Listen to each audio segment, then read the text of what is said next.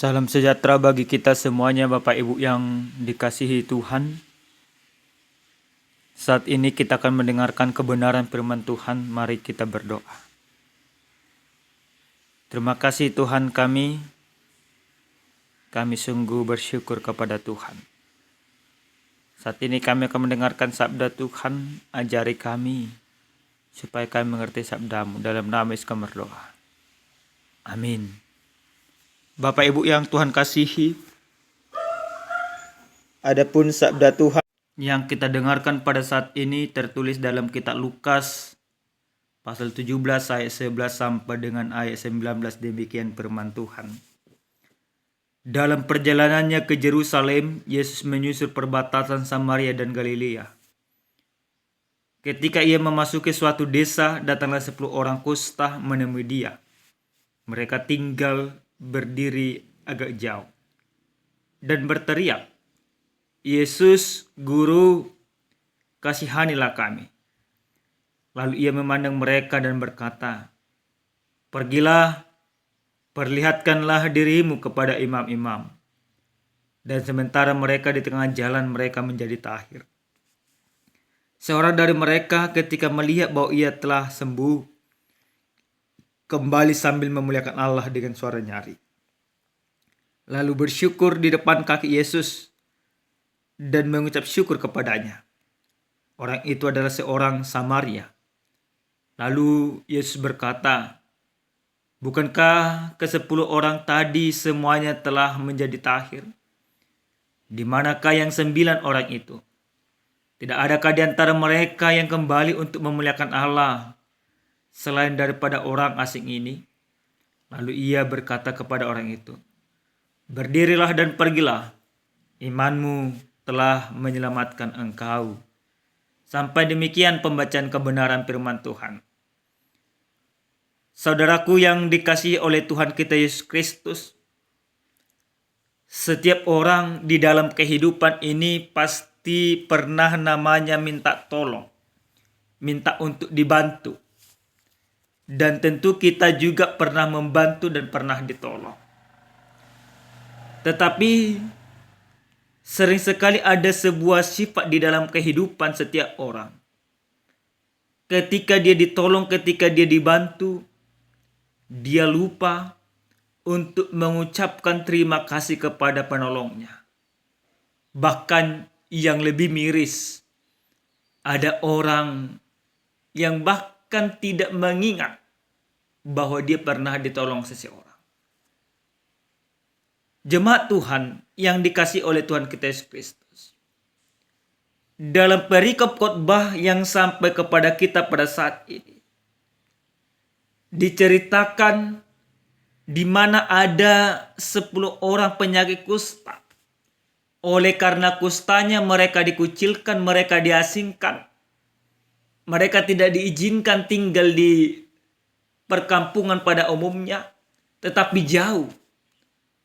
Karena apa? Karena penyakit kusta pada saat itu sebuah penyakit yang menyakitkan, yang tidak dapat disembuhkan, yang menular, bahkan yang mematikan. Inilah yang terjadi kepada 10 orang yang dikucilkan dari perkampungan mereka. Namun ada berita kabar sukacita di mana ketika mereka mendengar bahwa Yesus yang dari Nazaret mampu menyembuhkan. Dan pada saat itu Yesus melakukan perjalanan ke Yerusalem. Dan 10 orang itu memberanikan diri untuk menyapa Yesus. Memberanikan diri untuk meminta pertolongan kepada Yesus. Apa yang mereka lakukan? Mereka katakan, "Tuhan, kasihanilah kami. Guru, kasihanilah kami."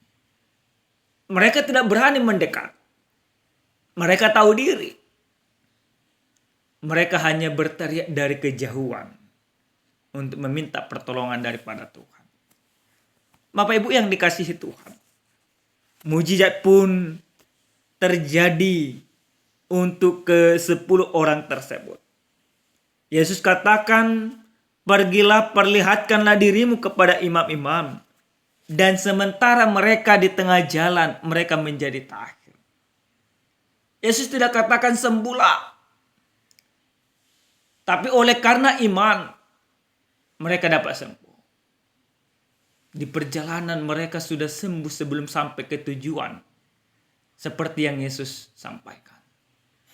Tapi ketika seorang Samaria yang sudah menyadari bahwa dia sudah sembuh dari penyakitnya, dia bukan justru menjumpai imam-imam, tetapi dia berbalik menjumpai Yesus, menjumpai Tuhan yang sudah menyelamatkan, yang sudah mentahirkannya. Dan ketika dia bertemu dengan Tuhan, satu hal yang luar biasa yang dia katakan. Dia berseru dengan nyaring, mempermuliakan Tuhan. Dia berterima kasih. Dia bersujud. Dia bersyukur. Dia mengucapkan kata-kata mempermuliakan Tuhan.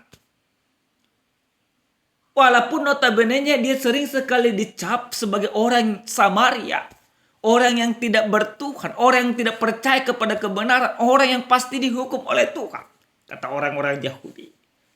Tetapi dia kembali dan bersyukur kepada Tuhan. Pertanyaan yang diucapkan oleh Yesus, bukankah ada 10 orang?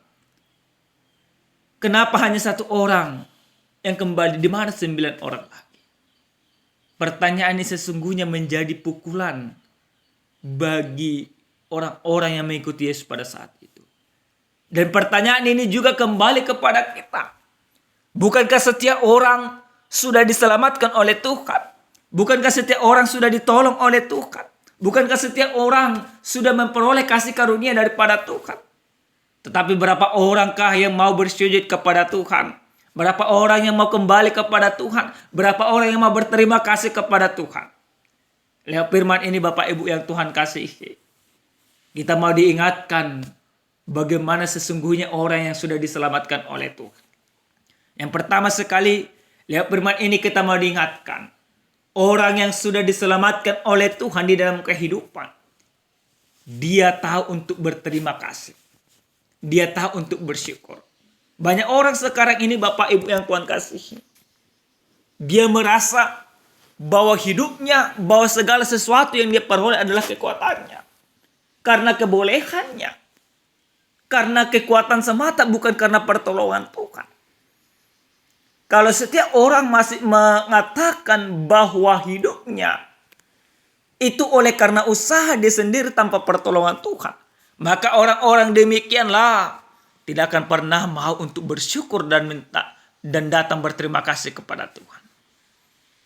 Nah, tapi selaku orang yang sudah diselamatkan oleh Tuhan, sesungguhnya setiap orang, Bapak Ibu semuanya, harus mampu bersyukur, harus mampu berterima kasih, harus mampu datang kembali kepada Tuhan, dan mempermuliakan Tuhan di dalam kehidupan.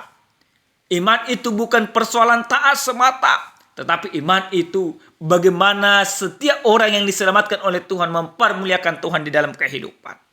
Itu yang pertama. Yang kedua Bapak Ibu yang dikasihi oleh Tuhan kita Yesus Kristus. Lihat firman ini kita mau diingatkan. Bagaimana ketika kita mengalami banyak pergumulan. Maka kita mau diingatkan. Kita datang dan berseru kepada Tuhan. Bukan kepada dunia ini. Bukan kepada kekuasaan. Bukan kepada materi. Tapi kita mau berseru kepada Tuhan dan kita percaya seruan kita pasti didengarkan oleh Tuhan. Maka satu hal yang pasti firman ini mau katakan kepada kita. Jika kita mengalami banyak pergumulan dalam kehidupan ini, berserulah kepada Tuhan. Maka Tuhan akan mendengarkan setiap seruan kita. Tuhan akan mendengarkan setiap ratapan kita. Tuhan akan mendengarkan setiap doa dan permohonan kita. Yang terpenting kita mau berseru kepada Tuhan seperti orang kosta tersebut. Mereka berseru kepada Tuhan. Mereka katakan, kasihanilah kami Tuhan. Mereka tidak katakan, Tuhan engkau harus menyembuhkan kami. Tetapi mereka minta belas kasihan daripada Tuhan. Bapak Ibu yang Tuhan kasihi, ini mau mengajarkan kepada kita bahwa orang kusta itu yang mereka inginkan belas kasihan Tuhan. Maka kita juga demikian Bapak Ibu yang Tuhan kasihi. Kita hidup dari belas kasihan Tuhan. Kita hidup dari pertolongan Tuhan. Maka kita harus berseru sepenuhnya hanya kepada Tuhan semata. Yang ketiga Bapak Ibu yang Tuhan kasihi. Lihat firman ini, kita mau diingatkan seberapa banyak kita mau kembali kepada Tuhan. Kita melihat zaman-zaman akhir ini ada banyak tantangan dan rintangan. Dan kita sering sekali meminta petunjuk daripada Tuhan.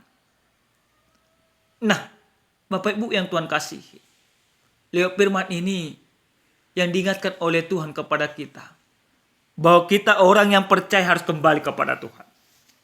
Mungkin kita selama ini sudah terlena. Mungkin selama ini kita sudah berpaling. Mungkin selama ini kita sudah lari jalan.